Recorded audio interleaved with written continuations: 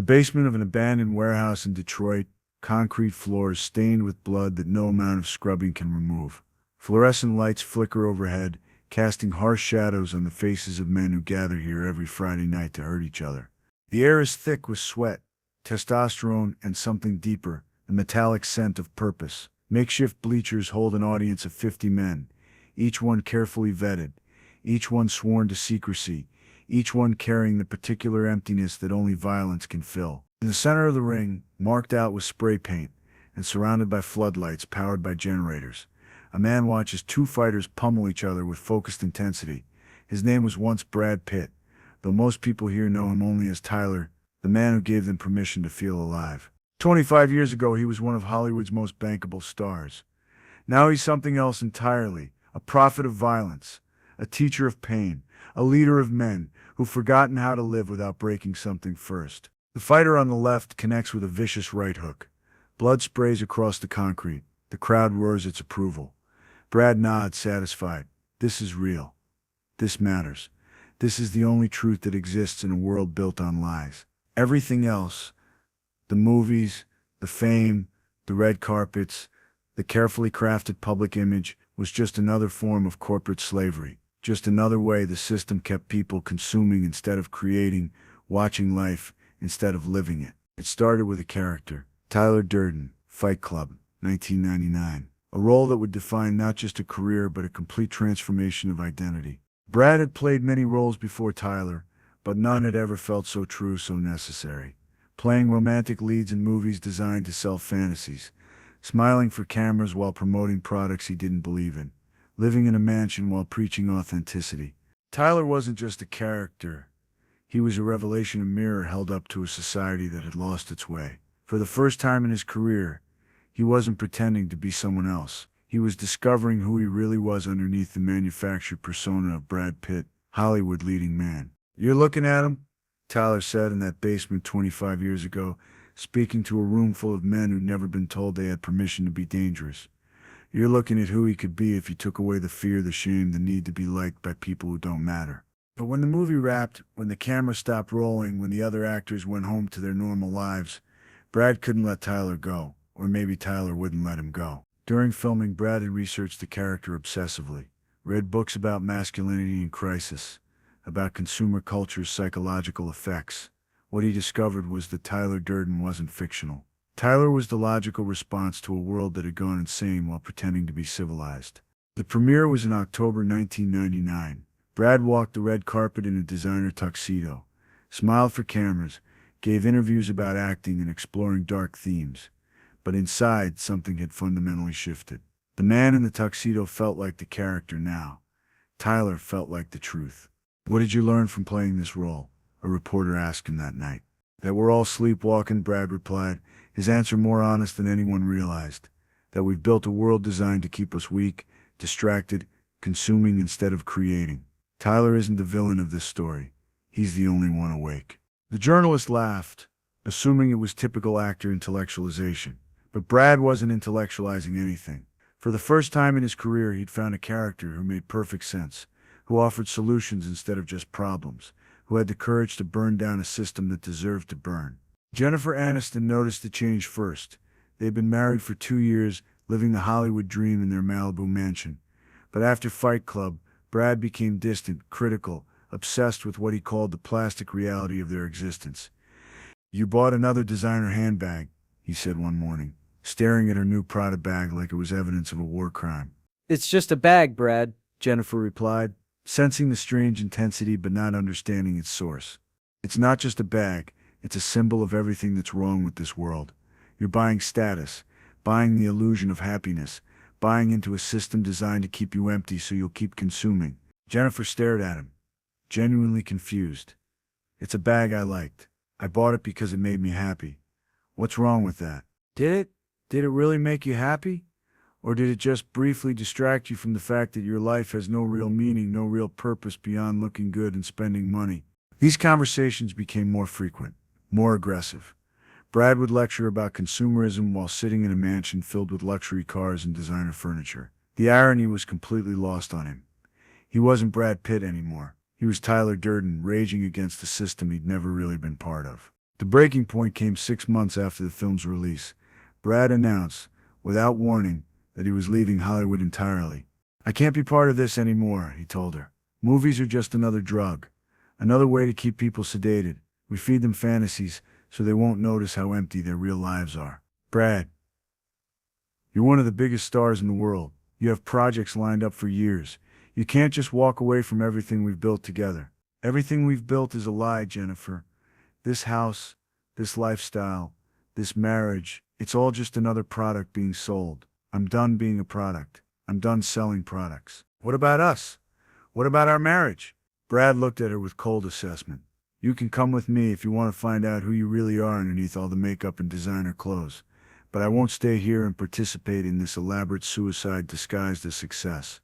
He bought a warehouse in Detroit. Not the trendy, gentrified part of Detroit that attracted artists and young professionals looking for authentic urban experience at affordable prices. The real Detroit, the forgotten Detroit, the part of the city where the American dream had died and left behind only honest decay, abandoned buildings, and people who understood what it meant to build something real with their hands. He told Jennifer he needed space to think, to find himself, to understand what came next. She thought it was a midlife crisis, a temporary rebellion against the pressures of fame and success. She was wrong.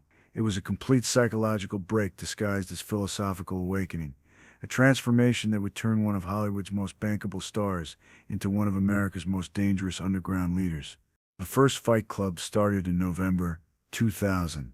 Just Brad and a few local men who'd responded to cryptic flyers posted around the city: auto workers, construction laborers, unemployed factory workers whose jobs had been shipped overseas. "Are you tired of feeling nothing?" the flyers asked. "Are you ready to remember what it means to be alive? Are you ready to stop apologizing for taking up space in the world?" They met in the warehouse basement. No rules, except the ones Tyler had taught him. No names, no talking about Fight Club. Outside the basement, everyone fights. Fights go on as long as they have to go on. No weapons, no permanent damage. Just flesh against flesh, the honest communication of violence between men who'd forgotten how to be honest about anything else. Brad felt more alive in that basement than he had in any movie, on any set, in any interview or photo shoot or award ceremony. This was real. This mattered. This was the antidote to a poisoned world, the cure for the spiritual sickness that had infected an entire generation of men who'd been taught to apologize for their masculinity. The clubs grew. Word spread through whisper networks, online forums, word of mouth among men who recognized something missing from their lives, something that corporate jobs and suburban marriages and consumer culture couldn't provide. Men who felt emasculated by modern life, who felt trapped by jobs they hated, and marriages that bored them, who felt like passengers in their own existence. By 2005, there were Fight Clubs in 12 cities. By 2010, the network had evolved into something more organized, more dangerous. Not just underground boxing, but coordinated activities that Tyler would have approved of. Strategic vandalism of corporate targets, harassment of people Brad deemed slaves to the system, disruption of consumer culture through direct action. Brad became their leader, their teacher, their Tyler. He preached the gospel of creative destruction, of tearing down false structures to build something authentic. But somewhere along the way, the philosophy became indistinguishable from the violence. The means became the end. The therapy became the addiction. Jennifer had filed for divorce in 2002, citing irreconcilable differences and what her lawyer carefully called concerning behavioral changes that posed a threat to her safety and well-being. She got half of everything in the settlement, but Brad didn't care about money anymore. Money was just another chain, another way the system kept people imprisoned in lives they didn't actually want. The media coverage was minimal at first. A few entertainment reporters noted Brad's sabbatical from Hollywood, his search for meaning, his artistic exploration of alternative lifestyles. But as the Fight Clubs grew more violent, more organized, more destructive, law enforcement began to pay attention. The FBI opened a file on Brad in 2008, initially classifying him as a person of interest in domestic terrorism investigations. The Fight Clubs had evolved beyond simple violence into organized resistance against what Brad called the corporate control grid. Members were recruited not just to fight each other, but to fight the system through property destruction, cyber attacks, harassment campaigns against executives at major corporations. The first arrest came in 2012, aggravated assault outside a Starbucks in downtown Detroit. Brad had been caught on security camera beating a man who was guilty of nothing more than wearing an expensive watch and driving a BMW. Symbols in Tyler's philosophy of participation in a system designed to crush the human spirit. Brad's lawyer argued for rehabilitation, for therapy, for recognition that his client was struggling with the psychological aftermath of method acting taken too far. But Brad refused to cooperate, refused to express remorse, refused to acknowledge that anything he'd done was wrong. In court, he spoke only as Tyler, raging about corporate slavery, about the emasculation of American men, about the need to destroy a system that destroyed souls before it could destroy more lives. "You don't understand," he told the judge, his voice carrying the conviction of someone who'd found absolute truth. "I'm not the criminal here. The real criminals are the ones who built this world, who convinced people that buying things would make them happy, who turned human beings into consumers rather than creators. I'm trying to wake people up before it's too late." The judge sentenced him to 2 years in prison and mandatory psychological evaluation, but prison only strengthened Brad's convictions, validated his belief that the system would punish anyone who threatened its control. He wasn't being punished for assault, he was being punished for telling the truth in a world that couldn't handle it. When he was released, the fight clubs had continued without him, grown more sophisticated, more dangerous. New leaders had emerged, men who'd taken Tyler's philosophy and pushed it even further into darkness. What had started as therapeutic violence had become something approaching domestic terrorism, a network of cells across the country, united by their hatred of modern consumer culture and their willingness to use violence to express that hatred. By 2015, the FBI had infiltrated several clubs, arrested dozens of members on charges ranging from assault to domestic terrorism. By 2018, Brad was on a federal watch list, his movements monitored, his communications tracked, his bank accounts frozen. He'd become exactly what Tyler Durden had always been, a dangerous man with dangerous ideas, who attracted other dangerous men looking for someone to follow, someone to blame, someone to give them permission to hurt people. Now in 2026, Brad stands in the Detroit warehouse watching two men destroy each other for the entertainment and enlightenment of a crowd that cheers for blood. He's 62 years old, gray-haired, scarred from years of participating in his own fights. His face, once insured for millions of dollars and considered one of the most beautiful in Hollywood, is now a map of violence received and delivered. The scars tell stories.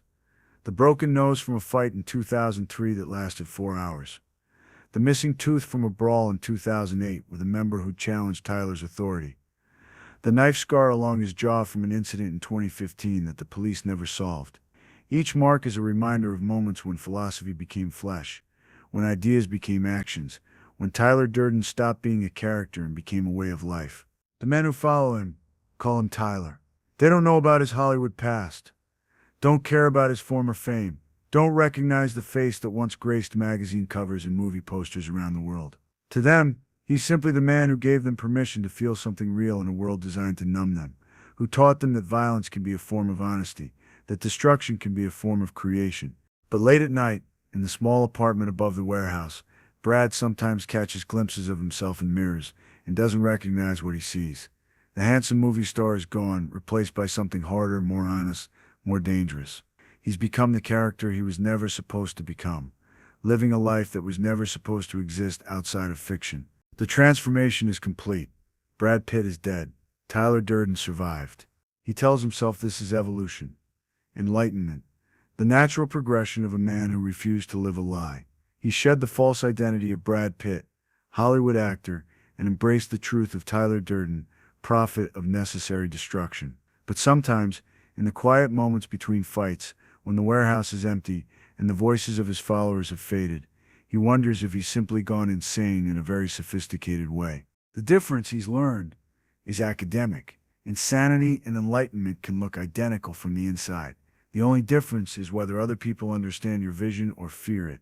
The only difference is whether you're leading people toward truth or toward destruction. And Tyler has long since stopped believing there's a meaningful distinction between the two. His followers understand. They see the wisdom in what he teaches, the necessity of what he does, the importance of waking people up from the consumer trance that keeps them spiritually dead while physically alive. The FBI fears it. They see domestic terrorism, radicalization, a dangerous cult leader who's convinced desperate men that violence is the solution to spiritual emptiness. And Tyler, has long since stopped caring about the distinction between understanding and fear, between character and actor, between fiction and the kind of truth that can only be reached through violence. In the ring, one fighter falls. Blood pools on concrete that's seen too much blood. The crowd roars its approval. Tyler nods, satisfied. This is real. This matters. This is the only truth that exists in a world built on lies. And somewhere in Hollywood, in a parallel universe where actors know when to stop being their characters, Brad Pitt is probably getting ready for another premiere, another red carpet, another opportunity to pretend that pretending matters more than truth.